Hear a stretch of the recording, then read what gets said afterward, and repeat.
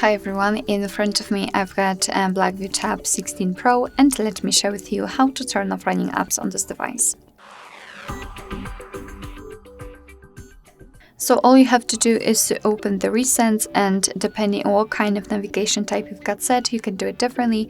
If you've got the gestures, simply swipe your finger from the bottom to the center of your device and hold your finger somewhere here.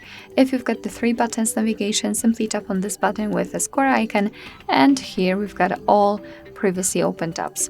All you have to do is to simply tap on clear all, and that was a misclick probably. Yes, tap on clear all, and as you can see we've got this information, which means that we just successfully removed and closed all of the previously opened apps. Alright, so that will be all. Thank you so much for watching. I hope that this video was helpful, and if it was, please hit the subscribe button and leave the thumbs up.